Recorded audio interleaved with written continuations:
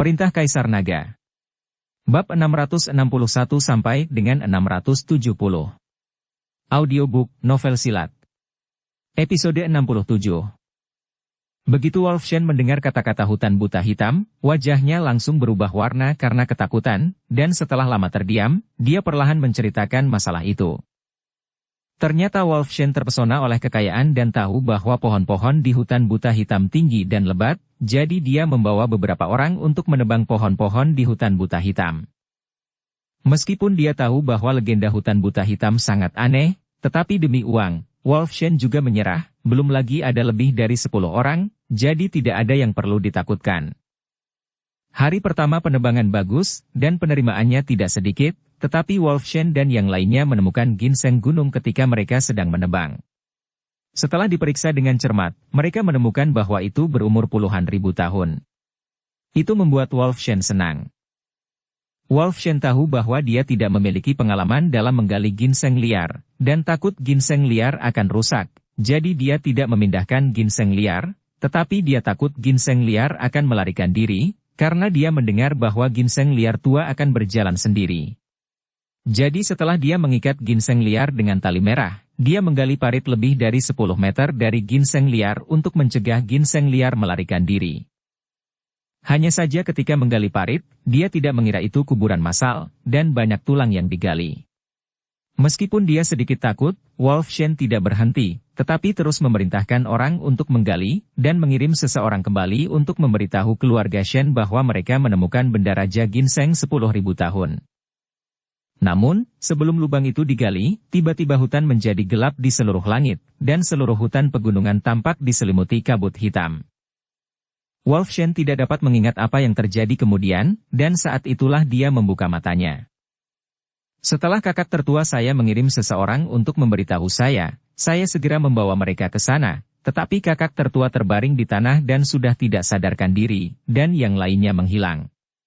Saya tidak berani bergerak ketika Shen masih di sini, jadi saya memerintahkan seseorang untuk membawa kakak tertua saya kembali. Wayne melanjutkan apa yang dikatakan Wolfshen. Dev sedikit mengangguk, itu benar, tidak heran begitu saya memasuki pintu, saya menemukan bahwa keluarga Shen Anda berangin, dan Anda benar-benar menggali kuburan leluhur seseorang. Tuan Chen, apa yang harus dilakukan selanjutnya? Akankah hantu itu kembali? Wayne bertanya dengan cemas. Sekarang bawa aku untuk melihat Raja Ginseng 10.000 tahun, dan melihat kuburan, agar hantu-hantu itu tidak menghantui keluarga Shenmu. Kata Dev. Setelah mendengar apa yang dikatakan Dev, Wayne mengangguk dan berkata, Oke, kalau begitu saya akan membawa Tuan Chen. Aku juga pergi, Wolfshen juga mengikuti. Wayne ingin membujuk Wolfshen, bagaimanapun juga, Wolfshen baru saja bangun dan masih sangat lemah.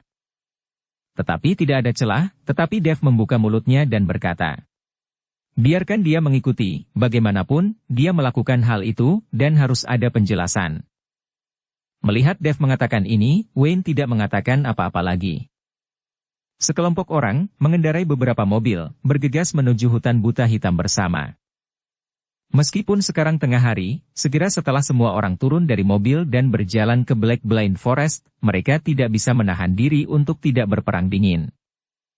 Dev menatap langit, sedikit mengernyit. Tuan Chen, apakah ada masalah? Melihat Dev seperti itu, Wolfshen bertanya dengan suara rendah. Tidak apa-apa, kamu yang memimpin. Dev menggelengkan kepalanya. Namun, pada saat ini, Dev melihat bahwa langit penuh dengan yin, yang hampir menutupi langit. Itu tidak seperti makam leluhur keluarga tertentu. Seharusnya ada banyak orang yang meninggal di sini, dan tidak satupun dari mereka yang meninggal secara alami. Yin yang begitu berat. Wolfshen didukung oleh Wyatt dan memimpin di depannya. Setelah berjalan lebih dari setengah jam, dia tiba di tempat dia menemukan Raja Ginseng 10.000 tahun.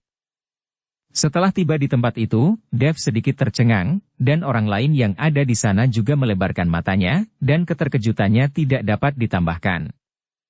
Saya melihat radius ratusan meter, dan tanahnya penuh dengan tulang padat. Tulang-tulang ini tersebar di mana-mana, dan pemandangannya sangat mengejutkan. Di tengah tulang-tulang ini, ginseng bergoyang tertiup angin, dan ada tali merah terikat padanya. Dev bisa melihat sekilas bahwa itu memang ginseng berusia 10.000 tahun. Ini, bagaimana bisa ada begitu banyak tulang manusia di sini? Herman bertanya dengan heran. Sekarang mereka semua tertarik dengan tulang-tulang ini, karena Raja Ginseng 10.000 tahun itu tidak begitu menarik. Jika tebakanku benar, ini seharusnya menjadi medan perang sebelumnya, atau tempat eksekusi. Dev berkata dengan ringan. Ya, saya ingat bahwa ada perang di sini sebelumnya. Pada waktu itu masih hantu kecil. Sering ada tembakan di hutan ini. Herman mengangguk cepat ketika Dev mengatakan ini. Lalu tulang-tulang manusia ini semuanya terbunuh dalam pertempuran? Wayne bertanya pada Dev dengan suara rendah. Belum tentu, Dev menggelengkan kepalanya, jika Anda ingin tahu bagaimana orang-orang ini meninggal, Anda harus bertanya kepada mereka. Setelah Dev selesai berbicara, dia tiba-tiba menjepit jarinya, dan nyala api keluar dari tangannya. Api meledak di udara, seperti kembang api. Namun, seiring dengan nyala api yang meledak, ledakan partisipasi tiba-tiba muncul di udara, dan kemudian langit menjadi gelap, dan gas hitam yang tak terhitung jumlahnya menghalangi sinar matahari.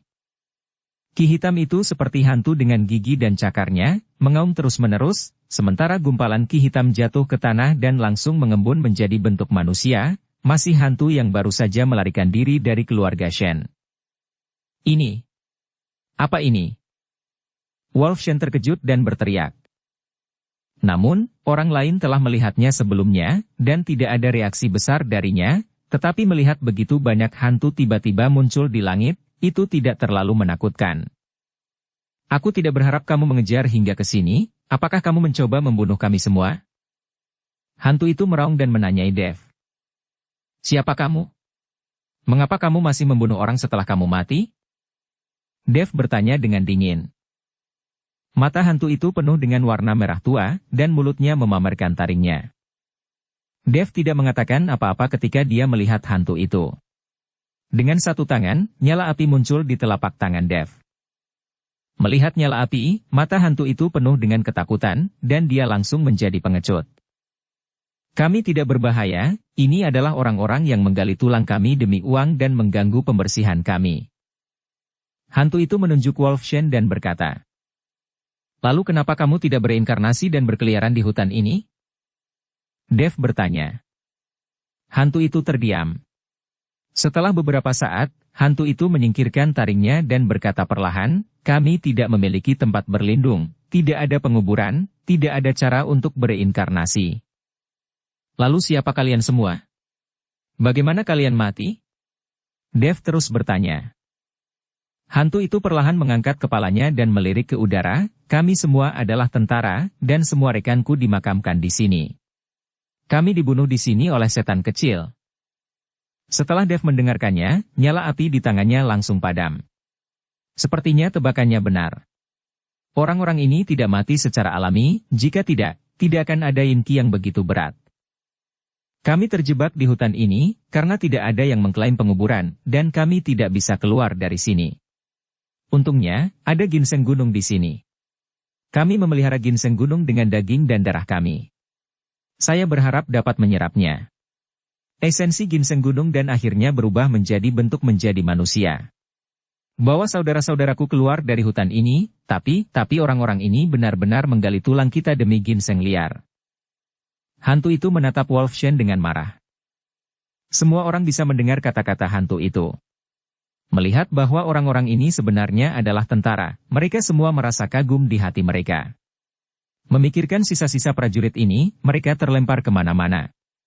Bahkan anggota keluarga Shen sedang melihat Wolf Shen. Mata itu patuh. Bahkan dia tidak terkecuali, menatap ayahnya dengan kemarahan di matanya. Merasakan tatapan semua orang, wajah Wolf Shen memerah, dan dia menundukkan kepalanya karena malu.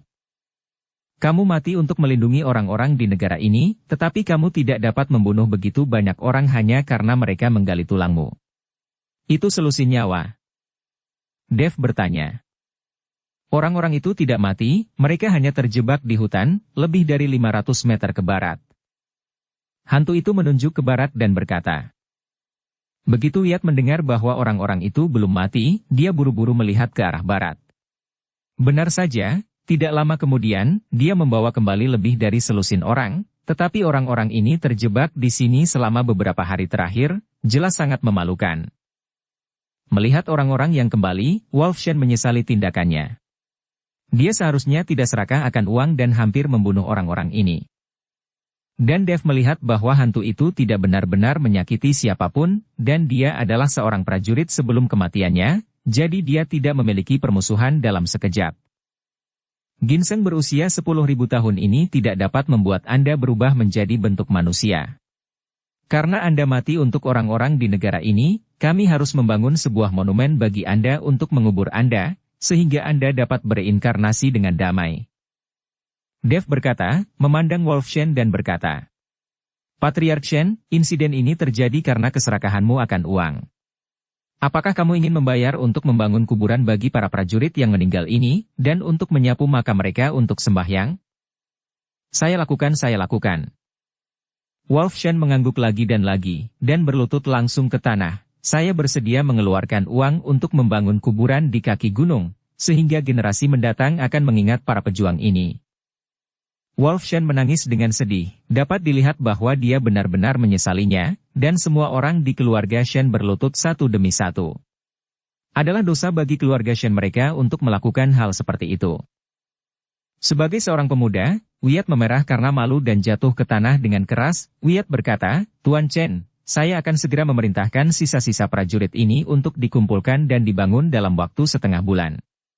Pemakaman yang bagus, mereka telah dilupakan oleh dunia selama beberapa dekade, mereka tidak boleh dilupakan lagi. Saya bersedia menjaga makam untuk mereka selama 3 tahun, berpikir bahwa penebusan ayah saya. Melihat sikap keluarga Shen, Dev sedikit mengangguk, lalu menatap hantu itu dan berkata, sekarang mereka bersedia membangun kuburan untukmu, prestasimu akan dikenang oleh dunia, kamu bisa tenang dan jangan lagi berkeliaran. Hantu itu melihat sikap semua orang di keluarga Shen, dan tiba-tiba garis darah dan air mata mengalir keluar, berteriak di langit, saudara-saudara, apakah kalian mendengar? Kita belum dilupakan, sekarang kita dapat pergi dengan damai. Dengan raungan hantu itu, tampaknya ada ledakan respons di udara, dan kemudian kabut hitam menghilang, dan matahari bersinar masuk dan mengenai hantu itu. Sosok hantu itu menjadi semakin lemah, dan akhirnya menghilang perlahan, dan seluruh hutan kembali tenang. Jika bukan karena mayat di seluruh tanah, dan Raja Ginseng 10.000 tahun, semua orang akan berpikir itu sama dalam mimpi. Terima kasih Tuan Chen karena telah menyelamatkan hidupku. Wolfshen bersujud berat ke arah Dev. Semua orang di keluarga Shen juga bersujud kepada Dev untuk berterima kasih padanya. Meskipun Dev masih muda, mereka telah melihatnya dengan mata kepala sendiri. Patriark Shen, kamu harus membayar dosa yang kamu buat sendiri. Hal-hal baik yang kamu janjikan tidak dapat diubah. Dev berkata kepada Wolfshen. Wolfshen tersipu, tidak, sama sekali tidak, saya akan segera mulai bekerja untuk mengumpulkan sisa-sisa prajurit ini.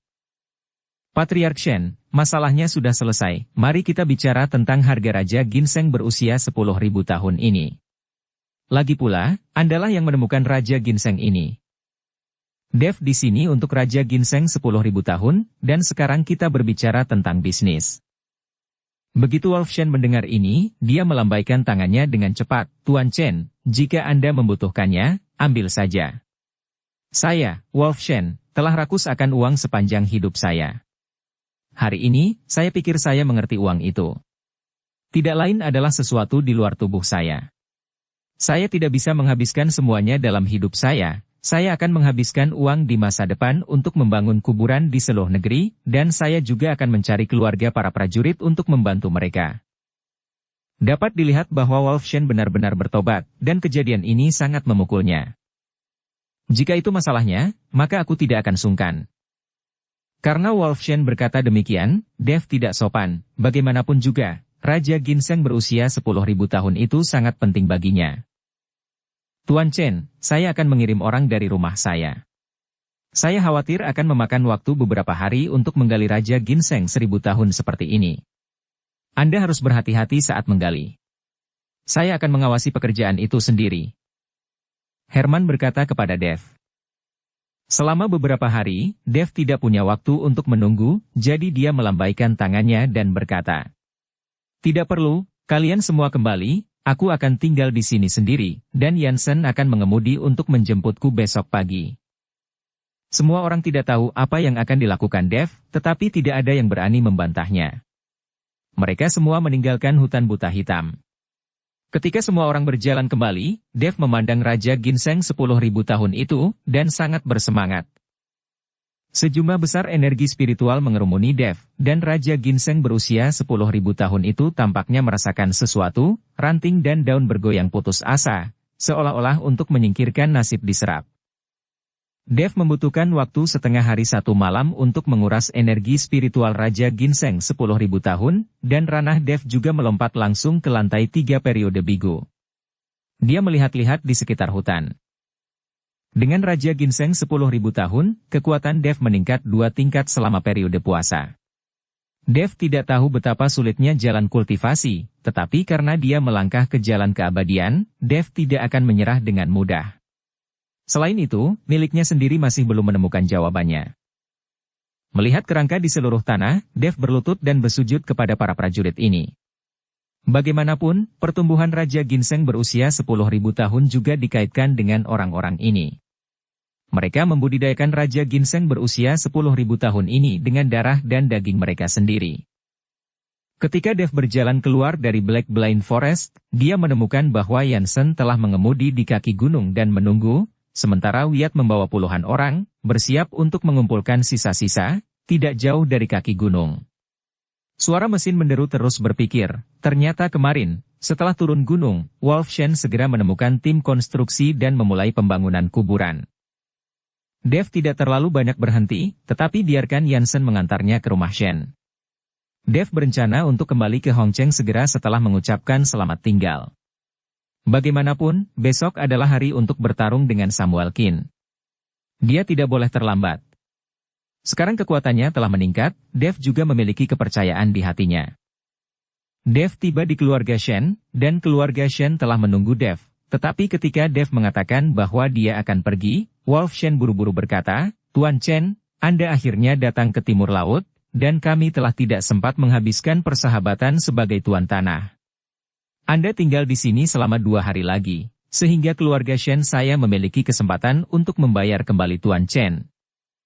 Patriark Shen, saya memiliki beberapa hal yang mendesak, jadi saya tidak bisa tinggal lebih lama, jadi jangan sungkan." Dev berkata dengan sopan. Melihat desakan Dev, Wolf Shen hanya bisa sedikit kecewa, karena Tuan Chen memiliki sesuatu yang penting, maka saya tidak akan memaksanya. Tetapi jika Tuan Chen membutuhkan bantuan keluarga Shen saya, kami akan melakukan apapun. Wolf Shen berkata dengan sangat tulus, berkat Dev keluarga Shen dapat lolos dari malapetaka kali ini. Oke. Dev mengangguk. Wolf Shen mengirim seseorang untuk mengantar Dev dan yang lainnya langsung ke bandara. Karena Herman harus berurusan dengan beberapa hal di rumah Zhou, dia tidak kembali dengan Dev. Pada siang hari, Dev dan yang lainnya kembali ke Hongcheng. Pada saat ini, di Villa Bukit Indah penuh sesak dengan orang-orang. Yansen dan Fata ada di sana, bersama ratusan anak buahnya mengepung Villa Dev. Elias Gu dan Huan Su keduanya ada di sana. Melihat Dev kembali, orang-orang ini buru-buru menyapa mereka, sementara Dev bertanya dengan tatapan bingung, apa yang terjadi? Tuan Chen, Samuel Qin ada di sini, tepat di ruang tamu. Elias Gu berkata dengan gugup. Ketika Dev mendengar bahwa Samuel Qin telah datang ke rumahnya, wajahnya langsung menjadi sangat dingin. Tepat ketika Dev ingin berjalan menuju villa, Yuki buru-buru meraih lengan Dev. Dev, jangan masuk, aku takut. Yuki takut Dev akan berkonflik dengan Samuel Qin. Jangan khawatir, aku di sini, jangan takut. Dev menepuk punggung tangan Yuki. Sekelompok orang mengikuti di belakang Dev dan berjalan dengan kuat. Berjalan ke villa, di sofa di aula, seorang pria parubaya dengan jubah abu-abu dengan wajah garang sedang menyeruput teh. Pria parubaya ini adalah Samuel Qin.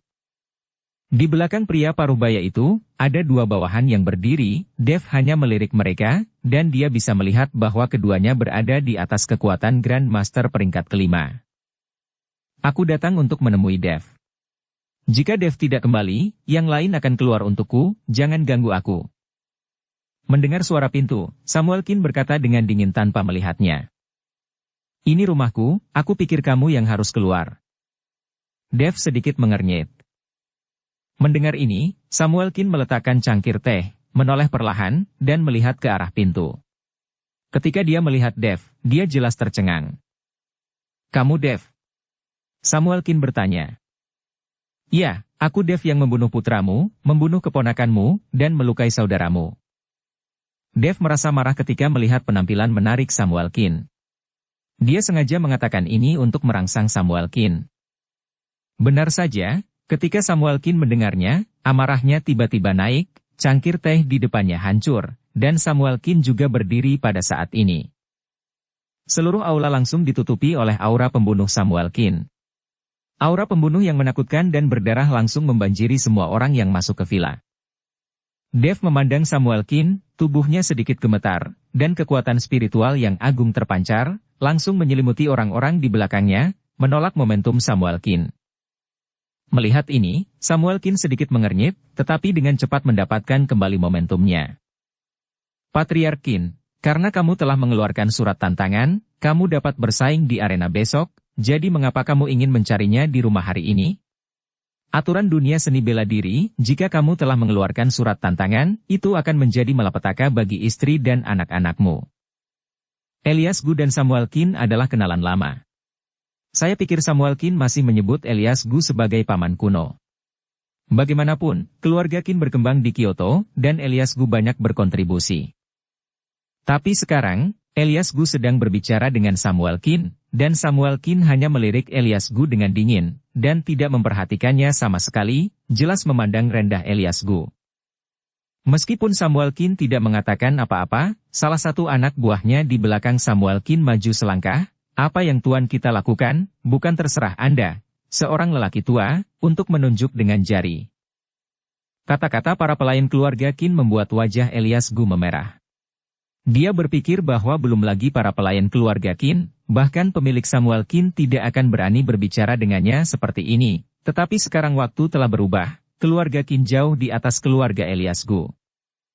Meskipun Elias Gu marah, dia tidak berani mengatakan apa-apa. Bagaimanapun, sekarang berbeda dari masa lalu, keluarga Gu tidak jatuh, dan dia tidak memiliki kekuatan untuk bertarung dengan keluarga Kin. Beraninya ya kamu? Jika bukan karena bantuan kakekku saat itu, keluarga Kin akan menjadi sampah sekarang. Melihat kakeknya marah, Ellie langsung marah dan meninju pelayan keluarga Kin secara langsung. Kekuatan Ellie seperti anak berusia 3 tahun di depan kekuatan tuan dari pelayan keluarga Kin. Melihat Ellie berani bergerak ke arahnya, maka pelayan keluarga Kin memiliki ekspresi yang sama di wajahnya. Penghinaan. Ellie, lihat saja, aku akan memberi pelajaran pada anjing keluarga Kin ini. Dukung channel Novel Silat dengan subscribe, follow, like, komen dan share. Yansen tidak bisa menerimanya untuk waktu yang lama. Setelah menghentikan Ellie, dia menampar pelayan keluarga Kin. Melihat Yansen menyerang, wajah para pelayan keluarga Kin menjadi serius. Bagaimanapun, Yansen sekarang adalah seorang master, dan tubuhnya sangat kuat. Berkat pil kultivasi yang luar biasa dari Dev, kekuatan Yansen meningkat begitu cepat. Namun, Yansen baru saja melangkah ke ranah master, dan masih ada celah besar antara para pelayan keluarga Kin di depannya. Bang! Setelah suara teredam, tubuh Yansen mundur beberapa langkah. Jika Fata tidak buru-buru mendukung Yansen, Yansen akan jatuh ke lantai saat ini. Ini bawahanmu? Kekuatannya terlalu buruk. Samuel Kin melihat penampilan memalukan Yansen dan mendengus pada Dev. Dev tidak mengatakan apa-apa, tetapi melirik Fata. Fata mengangguk, dan bergegas bergerak dengan langkah cepat. Selama periode waktu ini, dengan bantuan pil obat Dev, kekuatan Fata meningkat pesat. Ketika para pelayan keluarga Kin melihat bahwa Fata adalah seorang wanita, mereka segera melonggarkan kewaspadaan mereka, dengan sedikit kegembiraan di mata mereka. Tapi kemudian, pelayan keluarga Kin menyesalinya, dan ketika Fata mengepalkan tangan, pelayan keluarga Kin buru-buru mengangkat tangannya untuk melawan. Bang! Setelah suara teredam, pelayan keluarga Kin langsung ditendang keluar dan jatuh dengan keras ke lantai. Ini pelayan keluargamu. Pelayanmu bahkan bukan wanita, sungguh memalukan untuk membawanya keluar. Dev memandang Samuelkin dengan mencibir. Berani bertindak di depanku, menyakiti bawahanku, pengadilan kematian. Wajah Samuelkin menjadi dingin, dan dia menepuk telapak tangannya langsung ke Fata. Meskipun dia dipisahkan oleh beberapa meter, Fata masih merasakan kekuatan besar menyerangnya. Fata terkejut dan dengan cepat mundur, tapi sudah terlambat. Dia langsung terkena angin telapak tangan Samuelkin, dan seteguk darah keluar dari mulutnya. Fata memelototi Samuelkin. Meskipun ada celah besar dalam kekuatan, tidak ada ketakutan di mata Fata. Kamu masih bisa berdiri ketika kamu dipukul olehku? Samuelkin sedikit terkejut, dan ledakan kemarahan muncul di matanya. Samuelkin mengangkat telapak tangannya lagi, hanya untuk melihat bola cahaya mengembun di telapak tangan Samuelkin, dan kilat sepertinya melewati bola cahaya. Melihat pemandangan ini, kepanikan muncul di mata Fata, tetapi dia tidak bergeming. Tepat ketika Samuelkin hendak memukul, Dev melangkah keluar, dan sebuah retakan muncul di tanah secara instan, dan retakan itu bergerak menuju Samuelkin dengan kecepatan yang sangat cepat. Melihat ini, Samuelkin hanya bisa menekan telapak tangannya ke bawah, dan bola cahaya di tangannya langsung mengenai retakan di lantai. Setelah suara keras, sebuah lubang besar dengan diameter hampir 1 meter muncul di lantai marmer aula. Asap dan debu naik, dan akibatnya menyebar ke sekitarnya. Dev buru-buru mendorong telapak tangannya, dan dinding udara keluar dari udara tipis, menghalangi akibatnya, agar tidak melukai Huansu dan Yuki. Bagaimanapun, mereka semua adalah orang biasa, bahkan jika itu adalah akibatnya, dan mereka juga tidak tahan. Dan dua bawahan Samuelkin langsung tersapu oleh akibatnya, keduanya jatuh ke lantai, dan seteguk darah menyembur keluar. Dev dan Samuelkin bergerak, bahkan jika itu hanya akibatnya, kekuatan mereka tidak bisa dibayangkan.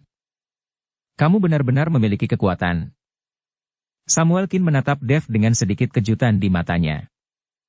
Kekuatanmu juga tidak buruk, Dev berkata dengan dingin, tapi tidak peduli seberapa kuat kamu, jika kamu menghancurkan rumahku, kamu harus membayar.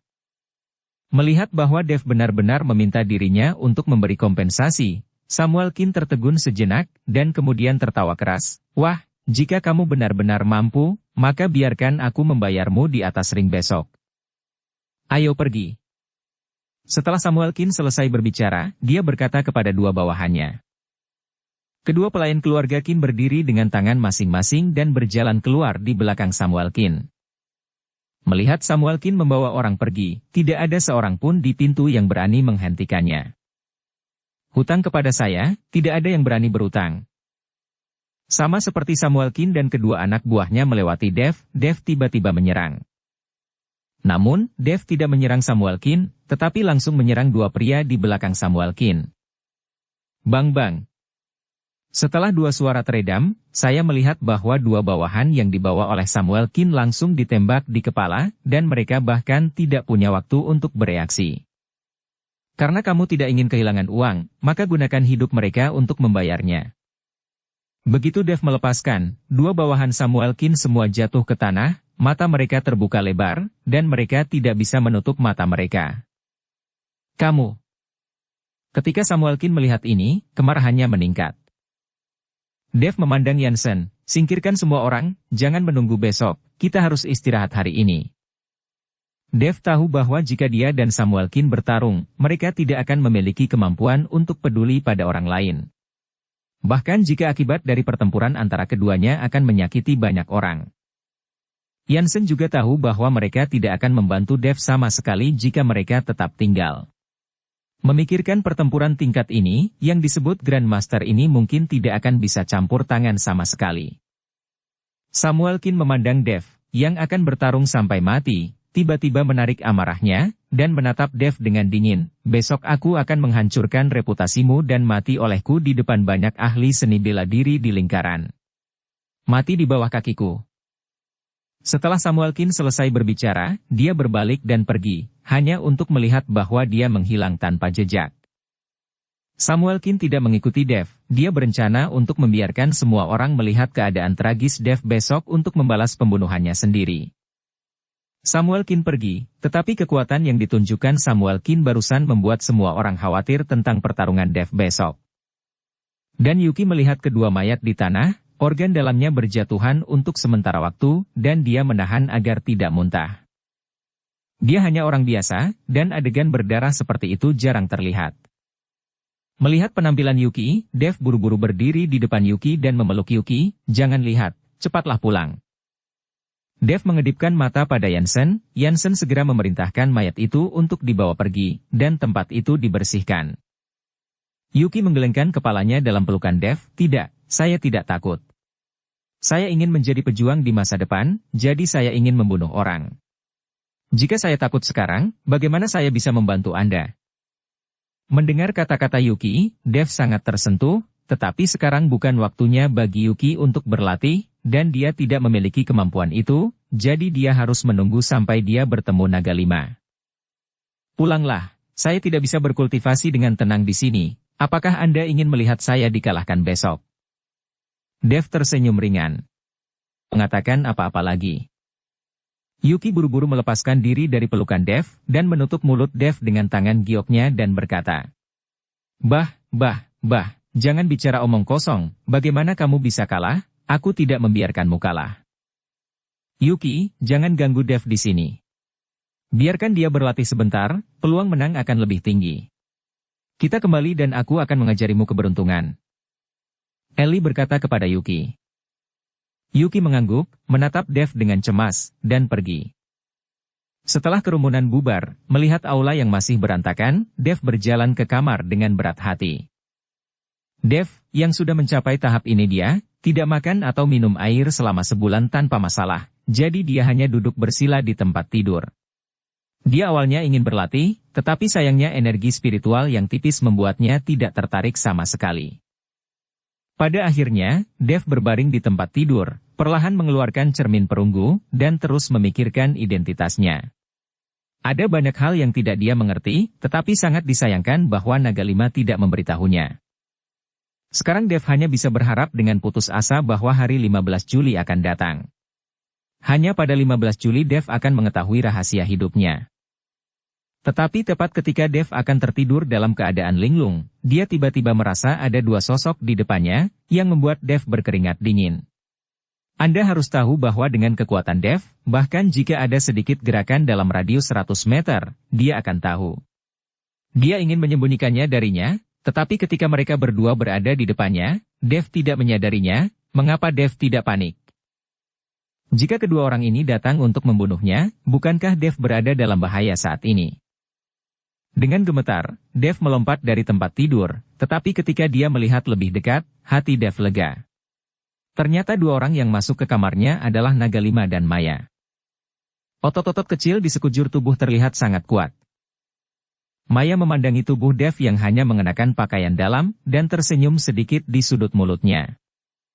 Wajah Dev memerah, dia buru-buru mengenakan pakaiannya, dan memandang Naga 5 dan Maya dengan sedikit aneh, bertanya-tanya apa yang dilakukan kedua orang ini tiba-tiba di rumahnya. "Iya, saya tidak berharap setelah tidak melihat Anda selama beberapa hari, tetapi kekuatanmu telah meningkat lagi. Sepertinya kamu telah menemukan peluang." Melihat Dev, Naga 5 mengangguk puas. Dia tidak tahu bahwa Dev telah menyerap Raja Ginseng 10.000 tahun. "Paman Naga, apa yang kamu lakukan di Hongcheng?" Dev bertanya dengan curiga. "Apalagi yang bisa saya lakukan? Bukankah Paman Naga khawatir tentang keselamatan dan kekhawatiran Anda?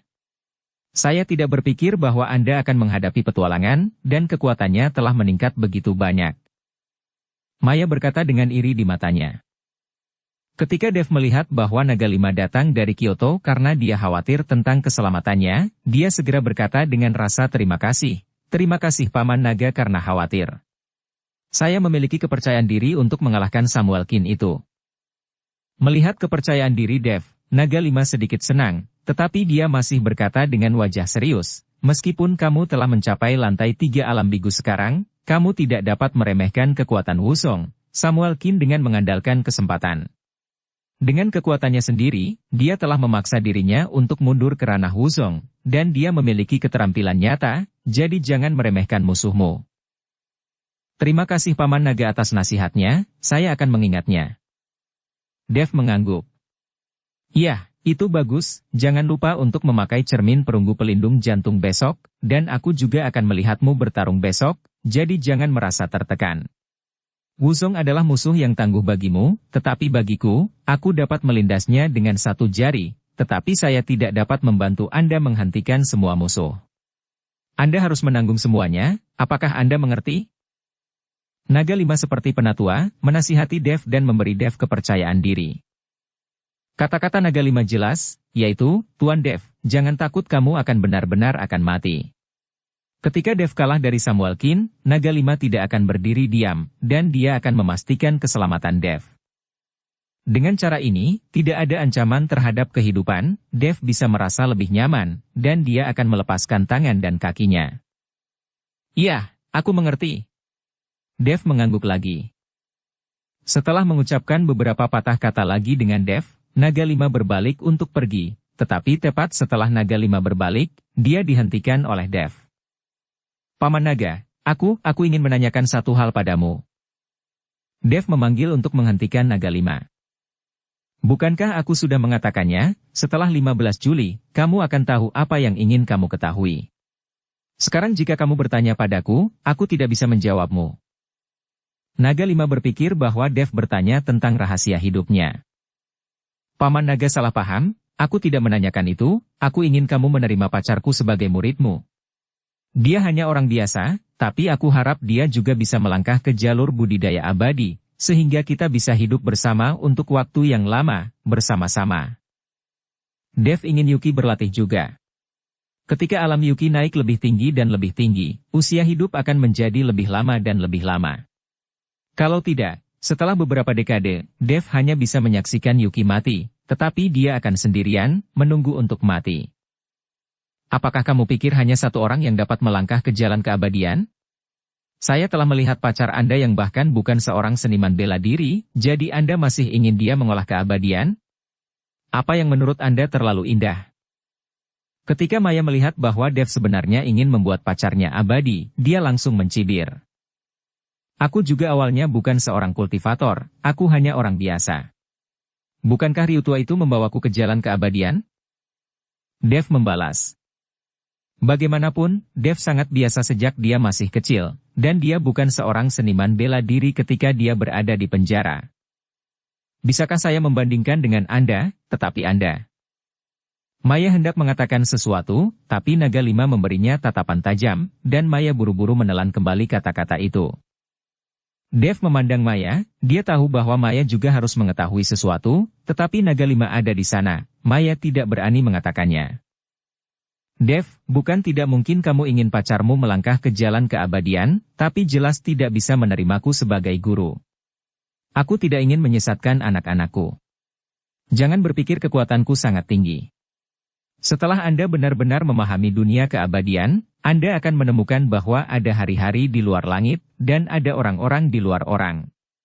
Tetapi saya dapat memberi Anda beberapa pil mencuci sumsum, biarkan pacar Anda makan, latih tubuhnya, kamu bisa mengajarinya sendiri metode kultivasi, bisakah dia melakukannya? Memasuki alam abadi? Anda lalu akan melihat nasib baiknya. Naga Lima berkata kepada Dev. Terima kasih, Paman Naga. Dev tampak bahagia. Aku tidak membawa pil pencuci sumsum kali ini. Apakah kamu punya ramuan obat di sini? Tidak perlu ramuan obat yang berharga, cukup yang biasa. Aku akan membuatkan beberapa untukmu. Naga Lima bertanya. Ramuan apa yang dibutuhkan Paman Naga? Aku akan memerintahkan seseorang untuk mengirimnya sekarang. Meskipun sudah sangat larut, panggilan telepon Dev segera terkirim. Naga Lima memberitahu Dev ramuan yang dia butuhkan, dan Dev langsung menelepon Yansen dan meminta Yansen untuk pergi ke pavilion Raja Obat untuk segera mendapatkan obatnya. Sekitar 3 jam kemudian, dan sudah tengah malam, Yansen bergegas kembali dan mengirimkan semua ramuan yang dia butuhkan. Yansen merasa sedikit terkejut ketika melihat seorang pria dan seorang wanita yang tiba-tiba muncul di Villa Dev, dan gadis itu tampak familiar. Yansen kemudian ingat bahwa gadis itu yang membawa cermin perunggu pelindung jantung beberapa hari yang lalu. Setelah membiarkan Yansen meletakkan ramuannya, Dev menyuruhnya untuk kembali beristirahat, sementara Naga Lima melihat ramuan di depannya, tangannya sedikit membalik, dan api hijau tiba-tiba melompat ke udara. Naga Lima menggunakan pikirannya untuk merangsang api roh, dan api roh menjadi semakin kuat, dan akhirnya berubah menjadi anak anjing. Melihat situasi ini, mata Dev melebar. Ini adalah pertama kalinya dia melihat seseorang mengendalikan api roh untuk membuat alkimia. Segera, anak anjing, yang diubah oleh api roh, memakan semua ramuan di perutnya. Melalui api roh, Anda dapat dengan jelas melihat bahwa ramuan mulai membakar dan meleleh di perut anak anjing itu. Melihat pemandangan ini, pikiran Naga Lima bergerak, secara langsung mengaktifkan energi spiritual, membuat api spiritual lebih kuat, dan seluruh ruangan dipenuhi dengan energi spiritual yang kaya. Merasakan kekuatan spiritual yang besar pada tubuh Naga Lima, Dev merasa iri. Dia tidak tahu bahwa dia hanya bisa berkultivasi dengan kekuatan Naga Lima di bulan itu.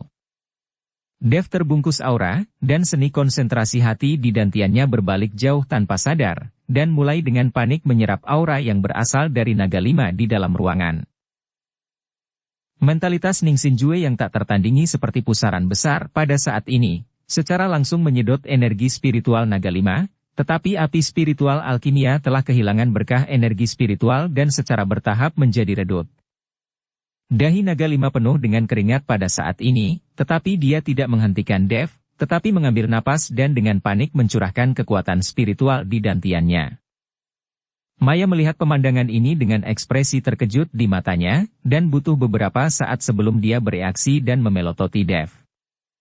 Dev, kamu sangat tidak tahu malu. Kamu meminta Paman Naga untuk meramu alkimia untukmu, tetapi kamu diam-diam menyerap kekuatan spiritualnya. Maya menendang pantat Dev dengan keras dan berkata. Dev bangun dengan kaget, dan buru-buru menghentikan teknik konsentrasi hati, dan kemudian menatap Naga Lima dengan ekspresi malu. Baru saja, Dev pasti tidak melakukannya dengan sengaja, hanya saja teknik konsentrasi hati mulai bekerja secara tidak sadar. Namun, Naga Lima tidak berbicara, dan dia tidak berhenti. Setelah beberapa saat, Naga Lima menyingkirkan kekuatan spiritualnya, dan pada saat ini, 3 pil hitam jatuh dari udara ke tanah. Meskipun pil obatnya gelap, ia memancarkan cahaya redup. Bahkan jika lampu di dalam ruangan dimatikan pada saat ini, itu akan tetap menyala dengan sangat terang. Naga Lima memberi isyarat, dan 3 pil ada di tangan Naga Lima, dan Naga Lima menyerahkan pil itu kepada Dev. Ini adalah 3 pil, untuk tubuh orang biasa, 1 pil sudah cukup. Jika Anda ingin melangkah ke jalur keabadian, itu tergantung pada bakat dan keberuntungan, kamu tidak boleh memberi pacarmu lebih banyak, tubuh orang biasa tidak tahan. Dev meminum pil itu, dan merasa sedikit tidak percaya.